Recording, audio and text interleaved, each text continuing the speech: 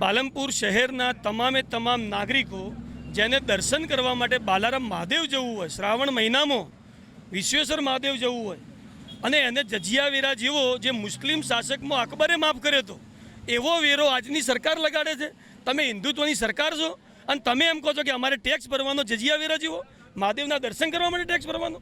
અહીંયા આજુબાજુ રહેતા ખેડૂતો જેને પોતાના ખેતરમાંથી જગ્યા કાપીને આ હાઈવે બનાવવા માટે જે તે સમયે જગ્યાઓ આપી અને આજે તમે એમ કહો છો કે આ ખેડૂત આ જગ્યા પરથી ચાલવા માટે પૈસા આપે। એક ખેતરમાંથી બીજા ખેતરમાં જવું હોય તો એ પૈસા આપે? પાસ લઈ લો, શેનો પાસ લઈ લો? તમે આજે સોનો પાસ લો, જીઓ જેવું કરવા માંગો છો। અમે વર્ષોથી આ રોડ ઉપર ચાલતા હતા, 18 વર્ષ થયા, ટોલ ટેક્સ બનાવ્યો। આજે 18 વર્ષ સુધી પણ કોઈએ અમારો ટોલ ટેક્સ આજુબાજુના ગામડાઓનો લીધો નથી, આજ સુધી કોઈએ પાસ ઇસ્યુ કર્યા નથી। આ સાહેબ 2 વર્ષથી આવ્યા છે, એમને સતત એમની હુકુમત ચલાવે અને સતત આજુબાજુના ગામડાઓના ખેડૂતોને હેરાન કરે છે, પાસ માટે મજબૂર કરે છે। હવે અમારે વર્ષોથી રોડની સુવિધા હતી, એ જ સુવિધા અમારે જોઈએ છે। ટોલ રોડ અમે વાપરતા નથી અને ટોલ રોડની અમારી જરૂરિયાત નથી।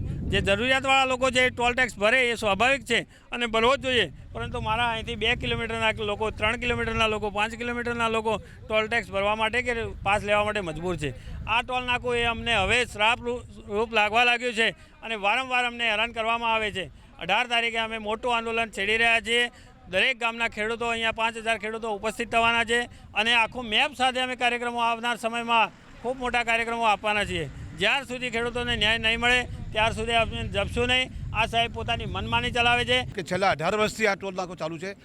નોટ એ સિંગલ અમારા 10-12 ગામના લોકોના માટે એક પણ આવક જાવકમાં એક પણ પાસ નથી દીધો। હવે જવકવી કરીને આવનાર સાહેબશ્રીએ જે ઠોકી દીધો છે।